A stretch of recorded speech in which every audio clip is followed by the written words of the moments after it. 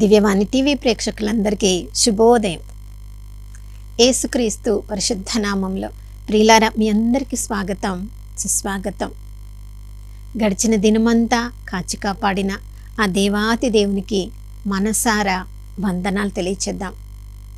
దేవుని ప్రేమ తరిగిపోలేదు, ఆయన కరుణ సమసిపోలేదు. ప్రతి ఉదయము ఎవరెవరైతే ఆ ప్రభు వైపు చూస్తారో వారందరిపై నూతనంగా తన ప్రేమను కరుణను కుమ్మరిస్తానని వాగ్దానం చేసిన దేవుడు నమ్మదగినవాడు, విశ్వసనీయుడు. ప్రియులారా,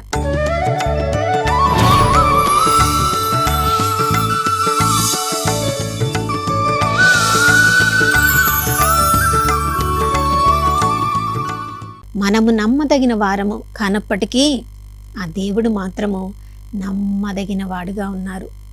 ఈ లోకంలో ఆ దేవుని యొక్క నామానికి మనము తగిన వారంగా జీవిస్తామని గొప్ప ఆలోచనలతో దేవుడు మనల్ని ఈ లోకంలో ఈ తరంలో సృజించారు.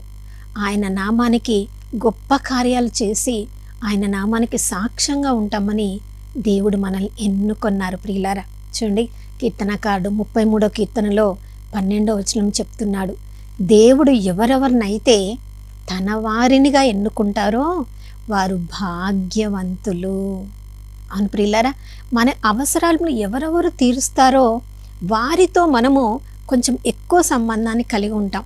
పిల్లలు చూడండి, చిన్నతనంలో వారి యొక్క ప్రతి అవసరం తీర్చబడడానికి తల్లిదండ్రుల మీద ఆధారపడతారు కదా. వారంతట వారు అన్ని సమకూర్చుకోగలము అన్నంత వరకు కూడా తల్లిదండ్రులతో ఎక్కువ సంబంధాన్ని కలిగి ఉంటారు. తల్లిదండ్రులతో ప్రతిరోజు సంబంధాన్ని కలిగి ఉంటారు. ఎందుకంటే వారి అవసరములన్నీ కూడా తీర్చేది తల్లిదండ్రులే. చూడండి, మనం ఒక ఆఫీస్లో పనిచేస్తున్నప్పుడు మనకి ఏ ఆఫీసర్ ద్వారా ప్రమోషన్ వస్తుంది అని మనకు తెలుస్తుందో వారితో మంచి సంబంధాన్ని కలిగి ఉంటాం. ఎందుకంటే వారు రాసే రిపోర్టు వల్ల మనకి త్వరగా సకాలంలో సరి అయిన ప్రమోషన్ మనకు వస్తుందని వారి చూపుల్లో ఎప్పుడు మనం అందుబాటులో ఉంటాం. వారు చేసే ప్రతి పని, వారు చెప్పే ప్రతి పని మనం చేస్తూ ఉంటాం. వారికి మన మీద మంచి అభిప్రాయం కలిగి ఉండేలా చూసుకుంటూ ఉంటాం. ఈ లోకంలో మనం జీవిస్తున్నప్పుడు ఎవరెవరితో మనకు అవసరం ఉందో, మన అవసరాలు ఎవరి ద్వారా తీర్చబడతాయో ప్రియులారా, వారందరితో కూడా మనం సంబంధ బాంధవ్యాలు కలిగి ఉంటాం. ఎవరు మనల్ని సంతోషపెడతారో, ఎవరు మన కొరకు నిలబడతారో, ఎవరు మనల్ని మన యొక్క అవసరంలో ఆదుకుంటారో వారందరితో కూడా మనం సంబంధ బాంధవ్యాలను కలిగి ఉంటాం. కానీ మనుషులంగా కొన్నిసార్లు మనం వాళ్ళ మీద ఆధారపడినప్పటికీ వాళ్ళ పరిస్థితులను బట్టి కొన్నిసార్లు వాళ్ళు మనకి సహాయం చెయ్యలేరు. కానీ 33వ కీర్తన 12వ వచనంలో కీర్తనకారుడు ఏమంటున్నాడు, ఎవరెవరైతే ఆ దేవునితో సంబంధాన్ని కలిగి ఉంటారో, ఆ సృష్టికర్తను తమ దేవునిగా కలిగి ఉంటారో వారు అదృష్టవంతులు, వారు భాగ్యవంతులు. ప్రియులారా, మన ఈ లోక జీవితానికి మనకు అవసరమైనవి తీర్చలేనిది, దేవుడు తీర్చలేనిది అంటూ ఈ లోకంలో ఏదైనా ఉందా? అసలు ఈ లోకం సృజింపబడినదే ఆ దేవుని వాక్కు ద్వారా. యోహాను సువార్త 1వ అధ్యాయం 3వ వచనంలో మనం చదువుతున్నాం, ఆ యేసు ప్రభువు లేకుండా, ఆ కుమారుడు లేకుండా ఈ లోకంలో ఏది కూడా సృజింపబడలేదు. ఆదికాండం 1వ అధ్యాయంలో మనం చూస్తున్నాం, ఈ సృష్టి అంతా శూన్యంగా ఉన్నప్పుడు, ఈ సృష్టి అంతా కూడా అంధకారంలో ఉన్నప్పుడు, ఈ సృష్టి కూడా ఏ ఆకారం లేకుండా ఉన్నప్పుడు ఆ యేసు ప్రభు అనే వాక్యము వెలుగు కలుగునుగాక అని చెప్పబడినప్పుడే ఈ శూన్యమైన సృష్టి సుందరమైన భూమిగా మార్చబడింది. ప్రియులారా, హెబ్రీలకు రాసిన లేఖ 11వ అధ్యాయంలో మనం చదువుతున్నాం, ఆ కుమారుని ద్వారానే సమస్తము కూడా సృజింపబడింది. కొలస్సీలకు రాసిన లేఖ 1వ అధ్యాయం 16వ వచనం కూడా ఇదే చెప్తుంది. ప్రియులారా, ఈ సృష్టిలో కంటికి కనిపించే సృష్టి ఉంది, కంటికి కనిపించనిది కూడా ఉంది. ఇదంతా కూడా పరలోకపు తండ్రి ఆయన ద్వారా, ఆయన కొరకు, అంటే యేసు ప్రభు ద్వారా, యేసు ప్రభు కొరకు ఈ సమస్త సృష్టి కూడా సృజింపబడింది. మరి సమస్త సృష్టిలో దేవుని యొక్క ఆధీనంలో లేనిదంటూ ఏది కూడా లేదు. మరి ఎవరెవరినైతే దేవుడు తన బిడ్డలుగా దేవుడు అంగీకరిస్తారో వారి ప్రతి అవసరాన్ని తీర్చడానికి దేవుడు ఆకాశమును ఒక తెరవలే తొలగించి క్రిందికి మానవులందరినీ, నరులందరినీ గమనిస్తూ ఉంటారు. ఎవరెవరు దేవుని వైపు ప్రార్థనాపూర్వకంగా చూస్తున్నారు, ఎవరెవరు తమ ప్రతి పరిస్థితిలో దేవుని మీద ఆధారపడుతున్నారు అని. ప్రియులారా, ఎలా చెప్పగలము మన ప్రతి పరిస్థితిలో దేవుని మీద ఆధారపడుతున్నామంటే దేవునికి మనకి గల సంబంధాన్ని ప్రతి క్షణము మనము దృఢపరుచుకుంటూ ఉండాలి. అసలు దేవునితో మనకు సంబంధాన్ని ఏర్పరచడానికి మన జీవితం అంతా కూడా స్తుతులతో నిండి ఉండాలి. ప్రియులారా, 22 కీర్తన 3వ వచనం మనం చదువుతున్నాం. స్తుతి అనే సింహాసనాన్ని మనం ఏర్పాటు చేసినప్పుడు పరలోకంలో ఉన్న ప్రభువు కూడా ఆ స్తుతి అనే సింహాసనం మీద ఆసీనులవుతారు. ఏ పరిస్థితి అయినా, అది సంతోషకరమైన పరిస్థితి అయినా, దుఃఖకరమైన పరిస్థితి అయినా, కన్నీరు కార్చే పరిస్థితి అయినా, అనారోగ్యమైన ఆపద అయినా, ఏ పరిస్థితి అయినా మనకు సహాయం వచ్చేది ఆ ప్రభువు నుండే. కాబట్టి ప్రతి విషయంలో ఆ దేవునితో మనం సంబంధాన్ని కలిగి ఉండాలి. ఆ దేవుని యొక్క సాన్నిహిత్యాన్ని మనం కోరుతూ ఉండాలి. అందుకని ప్రతి క్షణము కూడా ఉదయం లేచిన దగ్గర నుండి తిరిగి ఆ రోజు రాత్రి మన పనులన్నీ ముగించుకొని నిద్రపోయే వరకు ప్రతి పరిస్థితిలో మొట్టమొదట దేవుని స్తుతించాలి. ప్రియులారా, ప్రతి పరిస్థితిలో దేవుని యొక్క సన్నిధానాన్ని వెతకాలి.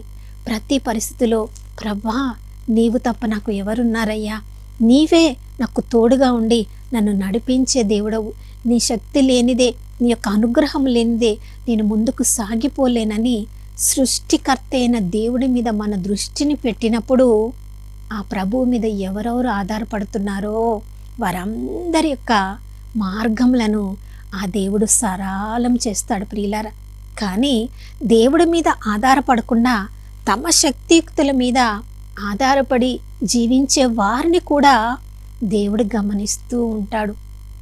చూడండి, హెబ్రీ ప్రజలు ఐగుప్తులో బానిసత్వంగా ఉన్నప్పుడు ఐగుప్తు రాజు అనుకుని ఉన్నాడు, నా శక్తియుక్తుల మీద నాకు కావలసిన ధనము ఉంది, ఆస్తి ఉంది, రాజరికము ఉంది, అన్నీ ఉంది అనుకున్నాడు.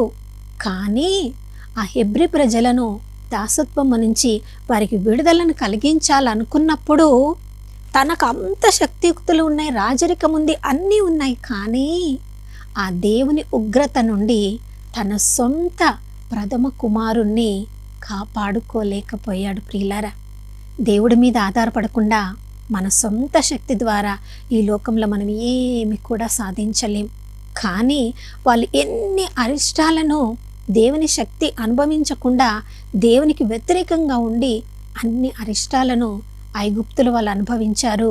కానీ హెబ్రీ ప్రజలు మాత్రము దేవునిచే ఎన్నుకోబడిన ప్రజలు, భాగ్యవంతులైన ప్రజల మీద ఆ 10 అరిష్టాలు వారికి ఏ అపకారం కూడా చెయ్యలేకపోయింది. ప్రియులారా, చూడండి, ఈ లోకంలో ఎన్ని రకాల సామ్రాజ్యాలను మనం చూసినప్పుడు కూడా గ్రీకు ప్రాంతంలో గ్రీకు రాజులను వారికి ఎంతో యుద్ధము చేయగల నేర్పరితనం కలిగి ఉన్నారు. కానీ ఇప్పుడు గ్రీకు ప్రజలను మనం చూడగలమా? రోమన్ సామ్రాజ్యాన్ని మనం చూడగలమా? బబిలోను సామ్రాజ్యాన్ని చూడగలమా? వాళ్ళందరూ కూడా తమ తమ సొంత శక్తియుక్తుల మీద ఆధారపడి తమను తాము గొప్పవారిగా చూపించుకొని దేవుడు తమకు అవసరము లేదు, దేవుని యొక్క శక్తి మీద ఆధారపడవలసిన పని లేదు అనుకున్నారు. కాలగర్భంలో కలిసిపోయారు. నెబుకద్నెజర్ రాజు, నేనే ఎంత గొప్పవాడను, ఈ బబులోను సామ్రాజ్యాన్ని అంతా కూడా నేనే నిర్మించానని గొప్పగా తనను తాను గొప్పవాడుగా అనుకున్నాడు. తన సామ్రాజ్యం గొప్పది అని అనుకున్నాడు. చూడండి, ఒక పశువులాగా అరణ్యములో తిరగవలసిన పరిస్థితి వచ్చింది. హేరోదు రాజు కూడా ఆహా, నేనే ఎంత గొప్పవాడని అనుకున్నాడు. మనుషులు ఆయన యొక్క స్వరాన్ని విన్నప్పుడు దేవుని స్వరంలాగా ఉంది ఇతని స్వరం అన్నప్పుడు వాళ్ళని గద్దించి ఉండవలసింది. దేవుడితో నన్నెందుకు పోలుస్తున్నారు, ఆయన ఎక్కడ? ఆయన సృష్టికర్త, ఆయన శక్తి, ఆయన సర్వశక్తిమంతుడైన దేవుడు అని దేవుని యొక్క పరిస్థితిని దేవునికి చెప్పి ఉండాల్సింది, తనను తాను తగ్గించుకో ఉండాల్సింది. కానీ ప్రజలు తను పొగడినప్పుడు ఎంత గొప్పవాడుగా అనుకున్నాడు, కానీ చివరికి పురుగులు పడి చనిపోయాడు. నా ప్రియ సహోదరుడు సహోదరి, ఈ ఉదయకాలంలో మన జీవితాన్ని ఒకసారి పరీక్షించుకుందాం. మన శక్తియుక్తుల మీద మనం ఆధారపడి మనల్ని మనం గొప్పగా చేసుకుంటున్నామా? లేదా ప్రతి పరిస్థితిలో దేవుని అనుగ్రహము లేనిదే నా సొంతగా నేను ఏమి చేయలేను అని దాసత్వంలో ఉన్న హెబ్రీ ప్రజలు పాపము చేసిన ప్రతిసారి, దేవుడు వారిని దండించిన ప్రతిసారి తమ పాపమును ఒప్పుకున్నప్పుడు, మరలా సృష్టికర్త వైపు చూసినప్పుడు, న్యాయాధిపతి తర్వాత న్యాయాధిపతిని పంపించి, రాజుల తర్వాత రాజును పంపించి దేవుడు వారిని ఆదుకుంటూనే ఉన్నాడు. బబులోను దాసత్వంలో ఉన్నప్పుడు అన్యరాజు అయిన కోరేషు రాజును తన ఆధీనంలోనికి తీసుకొని ఆ హెబ్రీ ప్రజల మీద, కానాను దేశానికి మరొకసారి, మీ దేశానికి మీరు వెళ్ళిపోండి, మీ యొక్క దేవాలయంను మరొకసారి నిర్మించండి, మీకు కావలసిన నేను మీకు సమకూరుస్తాను అని ఒక అన్యరాజు చెప్పగలిగాడంటే, దేవుడు అతని మనస్సును మార్చి తన యొక్క తను ఎన్నుకున్న ప్రజలకు సహాయం చేయడం ద్వారా మాత్రమే అది సాధ్యమైంది. ప్రియులారా, నీ ఉద్యోగం చేస్తున్న పరిస్థితులలో నీ అధికారులు కూడా నీకు వ్యతిరేకంగా ఉన్నప్పుడు ఆ అధికారులను చూసి గొనగడం కాదు, సనగడం కాదు, కానీ ఆ అధికారులను మించిన సర్వాధికారి అయిన దేవుని వైపు చూసినప్పుడు ఆ దేవుడు నిన్ను తన సొంత ప్రజలుగా అనుకుంటున్నాడా? ఆ సృష్టికర్తను, సర్వాధికారి అయిన దేవుణ్ణి నీ దేవుడిగా నువ్వు అంగీకరించగలిగితే ధన్యకరమైన జీవితాన్ని నువ్వు అనుభవిస్తావు. మరి ఈ పరిస్థితులలో దేవుడికి ఇవ్వవలసిన ఆ స్థానాన్ని దేవుడికి ఇస్తున్నామా? లేదా ఈ లోకంలో గొప్పగా ఉండాలి అన్న స్థానాన్ని మనకు ముఖ్యమైన దానిగా అనుకుంటున్నామా? మన జీవితాన్ని ఒక్కసారి పరిశీలించుకొని సర్వ సృష్టికర్తకు మనకున్న అన్నిటిని కూడా సమర్పించుకొని ఆయన ఆధీనంలోనికి వచ్చినప్పుడు, ప్రియులారా, మనము ఆయన ప్రజలుగా మారినప్పుడు, ఆ దేవుణ్ణి మన యొక్క దేవుడిగా మనం అంగీకరించినప్పుడు మన అడ్డంకులన్నీ కూడా తొలగిపోతాయి. ప్రభు మనల్ని ఎవరెవరైతే తమ పాపములను ఒప్పుకొని యేసుప్రభు రక్తంతో శుద్ధి చేసుకుంటారో, పాప విముక్తిని కలిగించారు, యేసుప్రభు యొక్క రక్తము నా కొరకే చిందబడింది అని విశ్వసిస్తారో వారందరిని చూసి ప్రభు అంటున్నారు, మీరు ఎన్నుకొనబడిన జాతి, మీరు రాజరికపు గురుకులము, మీరు పవిత్రమైన ప్రజలు, మీరు అంధకారము నుండి వెలుగులోనికి తీసుకుని రాబడిన వారు. మీ జీవితము అద్భుతకరమైనది మాత్రమే కాదు, అంధకారంలో ఉన్న వారందరినీ కూడా బయటికి తీసుకుని వచ్చి ఆశ్చర్యక్రియలు, అద్భుతములతో నిండిన జీవితంలో జీవించవలసిన వాళ్ళు అని ప్రభు ఈరోజు మనందరినీ చూసి చెప్తున్నారు. ఎంత ధన్యకరమైన జీవితము, ఎంత భాగ్యవంతులం మనం ప్రియులారా. మరి ఈ సమయంలో మరొక్కసారి మన జీవితాన్ని చూసుకుందాం. ఆ సృష్టికర్త మీద మన దృష్టిని పెట్టకుండా ఏ ఆస్తి మీద, ఏ అంతస్తు మీద, ఏ అధికారం మీద, దేని మీదైనా మన దృష్టిని పెట్టి దేవుడికి ఇవ్వవలసిన స్థానాన్ని మన హృదయంలో ఈ లోకానికి చెందిన ఎవరికైనా దేనికైనా ఇచ్చి మనము నవ్వుల పాలవుతున్నామేమో, అవమానించబడుతున్నామేమో. మరొకసారి మన యొక్క జీవితాన్ని సరిచేసుకుందాం. సృష్టికర్తకి ఇవ్వవలసిన స్థానాన్ని సృష్టికర్తకి ఇచ్చి ఆయన బిడ్డలంగా మారిపోదాం. ధన్యకరమైన జీవితాన్ని జీవించుదాం. అటువంటి కృపను అనుగ్రహించమని ప్రార్థించుకుందాం. నాతో కలిసి ప్రార్థించండి. పరిశుద్ధమైన దేవానికి స్తోత్రములు తండ్రి, నీ కృపలో మమ్మల్ని భద్రపరుచుకుంటున్న దేవానికి స్తోత్రం. అయ్యా, నీ కృప ప్రతిరోజు మమ్మల్ని ఆవరించి ఉంది కాబట్టి మా ప్రతి అవసరాన్ని తీరుస్తున్న దేవా నీకు స్తోత్రం. నీవు ఒక్క ఆజ్ఞ ఇవ్వగా, ఒక్క పలుకు పలకగా ఈ సృష్టి అంతా కూడా సృజింపబడింది ప్రవ్వా. మా కొరకే అయ్యా నీవు ఆకాశాన్ని, భూమిని సృజించావు, చంద్రుణ్ణి, నక్షత్రములను, సూర్యుని సృజించావు ప్రవ్వా. మా కొరకే ఋతువులను సృజించావు, మా కొరకే రకరకాల జంతువులను, పక్షులను, ఇంత సుందరమైన భూమిని నువ్వు సృజించావు ప్రవ్వా. అయ్యా, వీటన్నిటి మీద నీ వలె అధికారాన్ని నెరపాలని అయ్యా మమ్మల్ని అధికారిని చేసావు. కానీ పాపమునకు మమ్మల్ని మేము బానిసలుగా చేసుకున్నప్పుడు మీరు మాకిచ్చిన అధికారాన్ని కోల్పోతున్నాం. ఈ సృష్టి వస్తువులకి మేము ఆకర్షింపబడినప్పుడు ప్రభా దానికి దాసోహమైపోయి సృష్టిని మేము దేవునిగా కొలుస్తూ ఉన్నప్పుడు ప్రభా అయ్యా మాలో ఉన్న ఆనందాన్ని, మాలో ఉన్న సంతోషాన్ని మేము కోల్పోతున్నాం. ఆ పాపపు బంధంలో అయ్యా మేము బంధించబడి ఎవరైనా మాకు విముక్తి కలిగిస్తారా అని ప్రభా ఆక్రందన చేస్తున్న పరిస్థితులలో అయ్యా సృష్టికర్తవైన దేవుడవు నీ ఏకైక కుమారుణ్ణి మా కొరకు అనుగ్రహించిన దేవా నీకు స్తోత్రం. అయ్యా మా పాపముల శాపముల కొరకు యేసు ప్రభుని సిలువ మీద అయ్యా కొట్టబడినప్పుడు చిందబడిన ఆ పరిశుద్ధ రక్తము నాయనా ఈ లోకంలో ఏ వస్తువులకు ఏ మనుషులకు మేము ఆకర్షింపబడి ఉన్నామో వాటన్నిటి నుంచి కూడా విడుదలను కలిగించమని యేసయ్య పరిశుద్ధ నామంలో అడిగి వేడుకొనుచున్నాం తండ్రి, ఆమేన్. అవును ప్రియులారా, ఎన్నుకొనబడిన జాతి, రాజరికపు గురుకులము, పవిత్రమైన ప్రజలంగా, దేవునికి సొంత ప్రజలంగా ఈరోజంతా జీవించుదాం.